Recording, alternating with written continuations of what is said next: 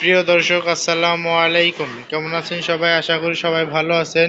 কিভাবে গাভীর দুধ বাড়ানো যায় সেই সম্পর্কে আজকে কিছু ধারণা দিব। সেটা হলো, প্রথমে উন্নত মানের জাতের গাভীকে কিভাবে দুধ বাড়ানো যায় সেই সম্পর্কে কিছু ধারণা দেব। সেটা হলো, প্রথমে গাভীকে কৃমিনাশক, জিঙ্ক, লেবার টনিক এই তিনটে দিয়ে নেবেন। দেওয়ার পর দিবেন এই যে ক্যালসিয়াম, ভিটামিন D3, তারপরে মাল্টিভিটামিন প্লাস, তারপরে বায়ু বুস্টার, ক্যাট বুস্টার। তার সাথে হলো দিবেন এই যে আরেকটা হলো আছে, সেটা হলো ক্যালবুক জেল। তারপর আরেকটা আছে ক্যালসিমেক্স। ক্যালসিমেক্স হলো ক্যালসিয়ামের ইনজেকশন, সেটা সরাসরি পুশ করতে হয় এখানে। এখানে ক্যালসিয়ামটা ইনজেকশন দিবেন, সেটার নাম হচ্ছে ক্যালসিমেক্স। যেগুলো যে কটা ওষুধের কথা বললাম, এই কটা ওষুধ দিলে বাদে আপনার গাভীর দ্রুত এই যে দুধ বাড়বে। দুধ বাড়বে এবং কি কয়েকদিনের জন্য দুধ বাড়বে না, কমপক্ষে 2-2.5 মাস ভালোভাবে যত্ন দিলে বাদে ওর দুধ এক একভাবেই আসবে।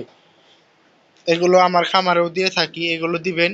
সবাই ভালো থাকবেন, সুস্থ থাকবেন। আসসালামু আলাইকুম। এই তো বন্ধুরা, এখন বাজে রাত কয়টা বাজে? সন্ধ্যা 6:30। অলরেডি অন্ধকার পড়ে গেছে।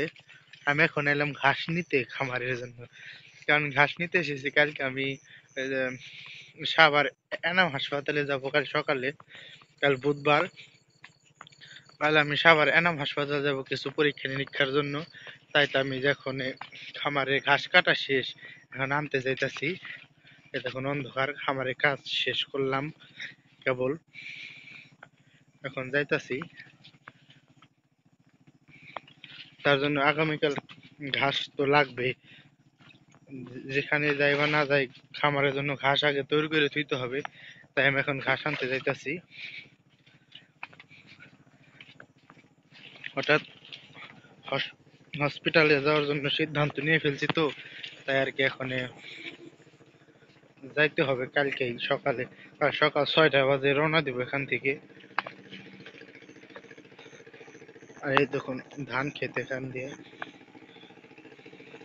এই আমরা এই যে ভুট্টার সাইলেজ নিতে এসেছি, এই যে ক্ষেত থেকে উলমুর থেকে নেবো। সবাই ভালো থাকবেন, সুস্থ থাকবেন। আসসালামু আলাইকুম।